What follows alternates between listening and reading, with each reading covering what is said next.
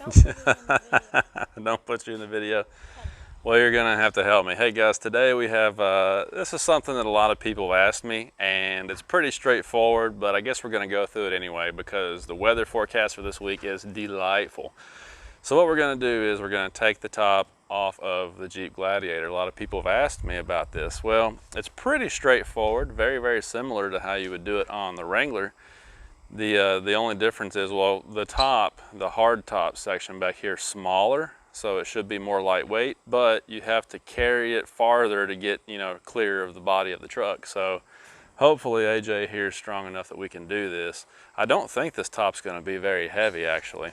It's just one of those things that's bulky, and if you do drop it, well, you're kind of screwed, because I'm sure that thing is super expensive and hard to get right now. So anyway, here's what we're going to do first. If you're going to take the top off of these things, you have to start with the front, whatever you have up there. You all right? Yeah. So from the factory, these things come with two freedom panels, obviously. You got to take the driver's side off first, then you can do the passenger side. You just get inside here, flip your levers, and then you can pop your panels off. I've chosen to remove those and put this Bestop Sunrider on here, which, by the way, I absolutely love this thing because you can just flip those two latches and throw it back, enjoy the sun. If a rain shower pops up, you can fold it back down real fast. It's awesome. Love it. But if you're going to take it off completely, which you have to do to remove the rear section, it's a little bit more difficult because you've got two bolts over there, and you've got two bolts down here on this side, and then you have two bolts back there for that clamp, which holds the seal so it doesn't leak. So you've got a total of 6 bolts that you have to remove so that you can take that top off first, and then we can work on the rear section. So while I'm sitting here thinking about it, if we're going to take the doors off also, it's probably going to be easier to do that first. So let's take the doors off first, then we'll get to the top. So when you buy a Jeep Wrangler or a Gladiator, you should have a tool kit somewhere on the vehicle. So when you take delivery of your vehicle, make sure you get that. Mine happened to be back here in this little storage bin back here. There it is. And what this toolkit has in it, of course, is directions on how to do it and all of the tools that you need to remove your doors and your top. So in order to remove the doors, you're going to need both of those Torx sockets and a little ratchet there, because you have two different sizes on the doors. The bigger one is going to be used for these door pins right here, and then you've got the smaller one, which is used to disconnect the door catch down there. So that's why you got two different sizes you have to use. Now, first thing that I'm going to do this time is pull this little cover out. You just pull straight back on it, just like that. I'm going to go ahead and remove this. This is my Taser programmer. I'm just going to go ahead and get that out of my way, because you have to get in here to this connector and disconnect this. This part is the part that I hate the most because it can be really finicky sometimes. Get the camera to focus here. All right, see the little red tab? You got to pop that little red tab up, which again is sometimes a little finicky. There we go. You just push it up, and then you have to take the white part and fold it outward. And I'm going to try and do this without breaking anything. It's really kind of annoying, to be honest. And especially like the first time you do this, it's going to be really stiff. It's not going to want to go, and you're going to feel like that you might break it. So let me put the camera down here for a second so I can use both hands and not break it. But basically you're going to take this and swing it up, and you can see how when you do that, it's going to push the two pieces apart and disconnect that harness. Okay, so there was the trick right there. There's a little tab right there you have to press, and then this will push up quite a bit easier and will allow you to go ahead and disconnect it. So you got the red tab right here that you have to press up, and then you have another tab right there that allows you to release the white clip. So I guess that's what you would call user error, but hey, we're learning a little bit here together. So you got to disconnect that, and then of course you have the door limiting strap on this right here. See, but you're going to leave that on there for now, because when you disconnect this, if you've already got that undone, the whole door will be able to fly open and put a dent in your cowl. So take this off last. I learned that the hard way on a Wrangler one time. All right, so now I'm going to go ahead and take my door stop loose, get that out of the way. So I'm going to make a little addendum correction here.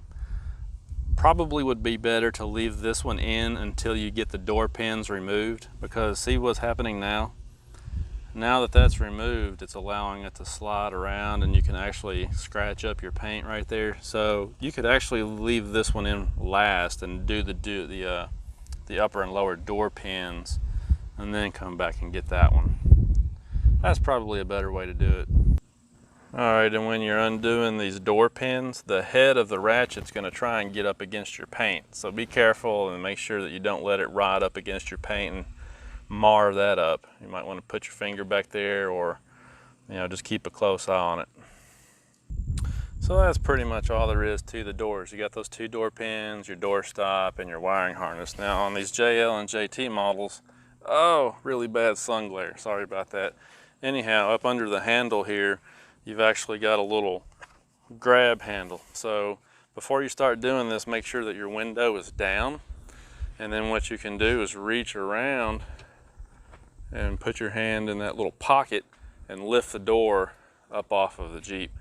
It's pretty easy. Now the rear doors are the same pretty much, except the way that you do the wiring harness connection back here is a little bit different. Let me pull this seat forward. That'll give us more room to see what's going on back here. This one's actually easier,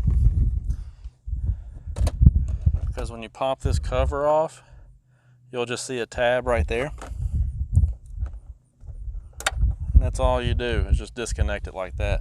So the back is actually a little easier than the front, and then you just do your door pins and you're ready. Now, one of the really cool things about the Best Top Sunrider for Hardtop is that they made it so that your Jeep toolkit will work on these bolts.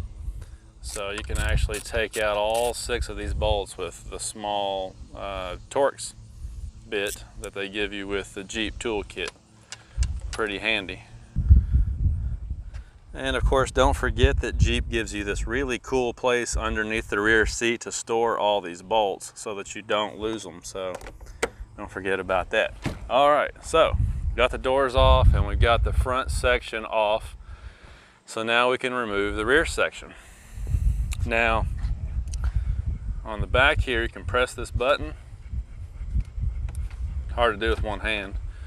Fold that down, and then you've got this little strap right here, and the whole seat will fold, and then that will reveal the bolts that hold the hardtop on. Now, some models, maybe the Overland or the Rubicon, have a trim piece right here just to kind of dress it up and make it look a little bit cosmetically nicer. I think that's just held on with Velcro, so you can grab that and just rip it off. I think it's just Velcro. But if you have a Sport like me, then you probably won't even have that piece. So you can see there's actually 6 of these bolts back here. There's 3 on this side, and then of course there's 3 just like it around the other side there that you have to take out. Now, your Jeep toolkit will allow you to do that, but I'm gonna use an electric ratchet just to speed it up and make it a little bit easier. When you put these back on, you have to make sure you torque them to spec. The owner's manual has the specification in there. Don't quote me on this. I think it's somewhere around 13 foot-pounds. But again, just look up that spec, make sure you torque those down properly. If you over torque them, you can strip out the little retainer clip in there, and if you don't torque it properly, you can have rattles and noises and all kinds of issues. Perhaps even leaks. So, hey, what are you two doing over there? You can share the water, chill out. So anyway, let's get started. Now, the first thing I'm going to do is disconnect the electrical connection. It's back here on the driver's side rear, and if you look at this, you can see that there's a little tab right here that you press. Now, a lot of guys have broken this, so when you do this, be really careful with it. The owner's manual shows you the proper way to remove that. You just pull it out, but don't manhandle it because obviously this is plastic and it will break. So I just simply put my thumb on there and pressed it outward and it popped right off, and that reveals your electrical connection. Now this one looks like it's got a red tab on it too, and then you have a couple of little squeeze tabs. You're gonna have to get in there and like squeeze on it to disconnect it. But again, this kind of stuff right here, you can look in the owner's manual, it'll show you how to do it. Probably be good to go ahead and disconnect this first so you don't forget about it, because you don't want to forget about this. You don't want to get all the bolts out of this thing and then have a buddy helping you try to tug this top off of here, and then you realize that there's still a wire connected. That's not good. So make sure you go ahead and do this first, and then we'll take those bolts out. Now, there's also 2 additional bolts up here on the top. There's one there and one over there. They're the same size, but don't forget about those guys too. So 6 total bolts back here, but you also have 2 up top. So let's get started here, and then I'm gonna get Austin to come out and see if we can lift it. All right, so I've got all 8 of my bolts out, and what I've noticed is that this thing's actually, I mean, it's not real heavy. I mean, if it wasn't so bulky, I could probably like roll the bed cover up and get up in the back of the bed, stick my hand through the rear glass up onto the roof and pick the thing off there myself. But I'm just kind of nervous, you know, if something does go wrong, whew, that's an expensive mistake. So again, I'm gonna have to find somebody to help me. And now that I'm thinking about it, my son probably can't get up there and reach because he's only about 5 feet tall right now. So might have to get the wife or maybe someone else, neighbor or something, to come over and help me. But it was pretty straightforward. You just got those bolts to take out and your wiring harness back here, and pretty simple. So like I said, I gotta go find some help now, but I'll show you what it looks like after you lift. Thanks, Dixie, for not helping. So there it is. I was able to get my wife to help me, and we just lifted it off and set it in the barn. She's naked now. It's the first time that this one has been naked. So I just gotta clean all my junk out of the truck so it doesn't blow away when I'm going down the road tomorrow now. But it looks a little, I don't know, kind of strange, I guess, because I mean, how often have you seen a pickup truck totally naked like that? The only one I'm aware of is the Dodge Dakota from like 1989 or 1990. Pretty interesting, huh? So there you have it, guys. It's a pretty straightforward process, not a whole lot to it, and all the tools you need to do this are in the Jeep. But it sure does help if you have one of those electric ratchets. Kind of like this one right here that I got from Amazon for 50 or 60 bucks. Man, that thing makes it so nice to get those bolts out real quick. Just make sure you torque them to spec when you put them back on. And now, I guess one last thing I need to do is take this electrical connection here and tuck it away so it's not flapping around. But that's all there is to it, guys. You wanted to see how it is to take the top off? Well, there you go. We'll talk to you guys later.